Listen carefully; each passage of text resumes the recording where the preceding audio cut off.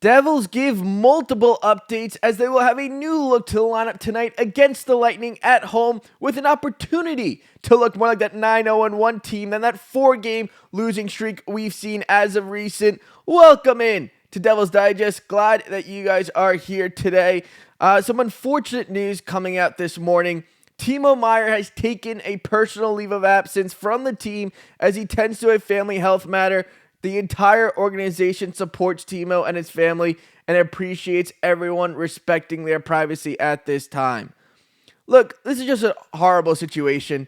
You never want to see something like this happen. Hoping the best for Timo Meier. Hopefully it gets resolved and he's okay, mentally, and everybody's good in his family with their health. Just a horrible situation. Some things are bigger than hockey. This is definitely one of them. So I really do hope the best for Timo Meier. Please, everyone else out there, hope for the best for Timo Meier, and hopefully he is okay and in a good space right now. Devils playing the Lightning tonight, though. With Meier being out, Xavier Perron is making his NHL debut tonight against the Lightning at home. Looking at Perron's numbers, he's an undrafted player. He's the leading scorer right now for the Utica Comets. He's making his NHL debut tonight, and he's 24 years old. Sometimes when you're the leading scorer of a club, you get opportunities like this. So Xavier Perron jumps into the lineup tonight. He will be playing on that fourth line with Glendening and Grushkank. Lineup's going to look a little different tonight. I mean, you're playing Tampa. You're injured. You got to find a win. I mean, obviously, the Devils started off this year at home 9-0-1. I mean, they got points in their first 10 games. I was obviously at that game where they didn't get a point or didn't get the full 2 points, but they were great at home. And now we've kind of seen them kind of slide. We've seen them lose 4 straight home games. They haven't looked as good. They got shut out in their past 2 home games. It hasn't been that same type of home dominance. And to an extent, you can go out there and you can say, we have injuries. Teams are going to go through slumps. I mean, we got our 19 points in our first 10 games. I mean, we're still on a good track to do well at home this year, even though we're on a 4-game losing streak. Well, that can quickly tumble. I mean, tonight's the night where, I know last game was really important to get. You need to get good vibes back at home. I mean, because home is, where you're supposed to win. I mean, you get the last line change. You're feeling a little bit better. So I think that at home, you don't have to travel. So I think that with this game at home, you really do need a solid effort from New Jersey tonight. I mean, you're playing a Tampa Bay team that actually, you have a chance to get more points in the standings tonight, even though they're second in the Atlantic. I mean, this is a conference game, and these conference games matter. I mean, we saw the last time these two teams played, Devils didn't play very well. I mean, they lost 5-1. Markstrom wasn't great. They just didn't get a good game. Game before, they had a top 3 performance of the season. They went into Tampa just after, losing to Carolina. Not a very good showing against Carolina. It was early in the season. They go into Tampa and they look at the best team in the league. I mean, they had the first 13 shots on net. They took a quick 3-0 lead. I mean, so when you're looking at a game against Tampa, a conference team, a team that, it should be there toward the end, a team that looks like they are a contender once again, you have to find ways to compete with them. And I know tonight, looking at the lineup tonight, it definitely looks a little bit harder. I mean, you're going down the lineup, you have Mercer switching back over to the wing. You have new players in the lineup who weren't there opening night. Plot, is on the second line. So this lineup definitely gives, a little bit more of a problem. And it'll be harder to get back, to a winning streak or to look good at home. And that's where I go back to Tom Fitzgerald. Look, we saw it coming into this year. We saw it last year. We saw it coming into this year that there was a top 6 scoring problem. Look, you can go get depth and you can say to yourself, I kept asking myself at the end of last year, what is depth? Well, depth is going out and getting players who are not supposed to be in that position and are able to play in that position because you have someone better in front of them. And when you look at the Devils lineup going into tonight, yes, I know they're injured, but even when they're healthy, I mean, you're not seeing that same type of dominance. I mean, you're not seeing it consistently enough. I mean, you have Jack Hughes, have Nico Hischier. What do you do at your depth center positions? I mean, what did the Devils do? They finally, I don't know exactly what happened with Glass. I mean, he wasn't signing, then he did sign. You give a PTO to a 35-year-old who really has not added anything to this team, has actually more so hurt this team. I mean, you look at what this team had. and what Tom Fitzgerald did during the offseason. He didn't address his center position. He didn't address his winger position. I mean, it just wasn't good enough. I mean, the best thing they did this offseason was going out and signing Brad Shaw. And that I'll give him credit for. I mean, Brad Shaw has been the best thing that they've done this offseason. And it would have done, taken a good amount to do better than Brad Shaw. Brad Shaw's been fantastic. Completely has changed Simone Nemec. I mean, you're seeing the Simone Nemec we were supposed to see this season. And he's been fantastic. So Brad Shaw, I mean, credit to Brad Shaw. But what this team did, I mean, when you're going to go out there and every single offseason, go and acquire bottom 6 wingers, I mean, you're going to get nights where you're going to get lineups like this. I mean, you're going to see guys like Paul Cotter on the second line, Stefan Noesen on the first line. And even with injuries, you shouldn't be seeing this.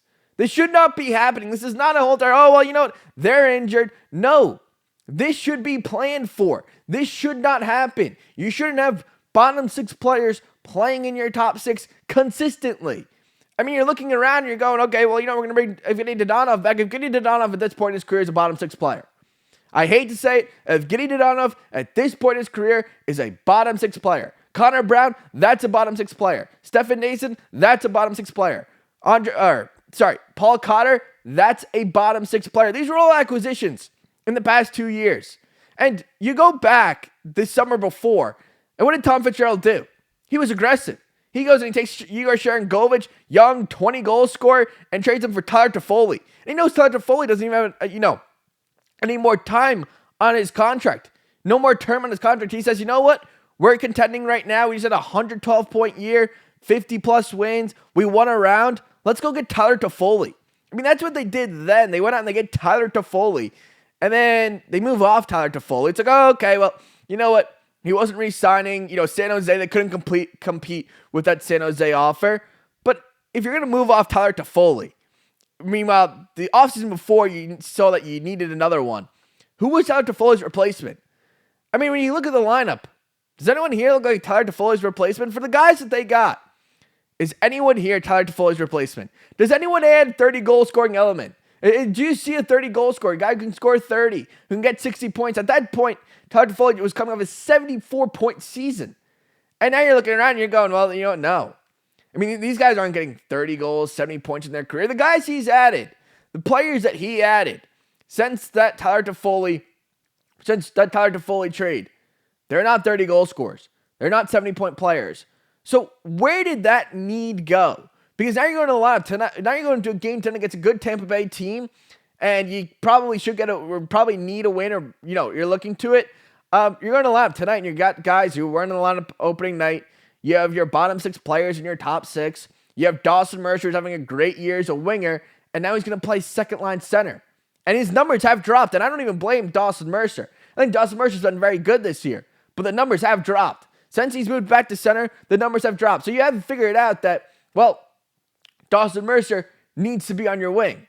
But, I mean, right now you have to play on second line center, and you went during the offseason in your third, fourth line center, well, that didn't get taken care of. So, I mean, look, you're going to tonight, you're a bottom 10 scoring team in the NHL. That shouldn't be happening. Look, when you have guys like Jack Hughes, Nico, Hischier, Jesper, Bratt, Timo Meier, look, you need to be able to work around them. And the only way you can get to a situation like this is just not building at all in your bottom 6. Or not picking correctly. I mean, you look at the bottom 6. The bottom 6 does not add scoring. They might be a little bit tougher to play against, but they don't add much scoring. I mean, we saw the third line last game. They looked really good. But, you're not seeing that often enough. And like I said, you're going to get performances like that from Cody Glass. And I'm not a fan of Cody Glass, okay? But you look at what he's done in his career and what, the contract he signed. He's a fourth line center. And I think he'd be great there. I think he'd be perfect. But if you wanted to play him on third line, you're not going to go out and sign Luke Glendening. I mean, when you do things like this, you wind up with a guy who, has scored 40, another guy who's had 80 points, or multiple 80-point players, multiple 40-goal scorers. And you wind up 10th to the last in goals for. I mean, those are the type of things that happen. And you're playing a Tampa Bay team tonight that they're pretty good at stopping players from, or other opposing teams from scoring. They're top 5 in goals against. And they're doing that without Victor Hedman. I mean, Victor Hedman's been out for most of the year. And that's what Tampa Bay is doing right now. I mean, their general manager and their team is picking the right players. I'm not saying that, completely that these are bad players that the Devils got during the offseason. They just had bigger needs. They needed to go get a top 6 winger. They needed a third line center. And we saw that all of last season. They decided not to do that. And you get results like that. You're bottom 10 in the league in scoring when you have an 80-point player, multiple 80-point players, and multiple 40-goal scorers in their career. Those type of things cannot happen, should not happen. Tonight against Tampa Bay, though, look, I think it said that Markstrom was expected to be the starter tonight. Look, Tampa Bay, they're injured too. There's no excuses. But hopefully the Devils can find a way to get a win tonight because they've lost 4 in a row. They started off 9-0-1 at home. So you want to get rid of that 4-game losing streak. But again, the best to Timo Meier. Hopefully everything is okay with him and his family. Just a really bad situation, horrible situation. So the best to Timo Meier. Thank you guys for tuning in tonight, and I'll see you guys all really soon.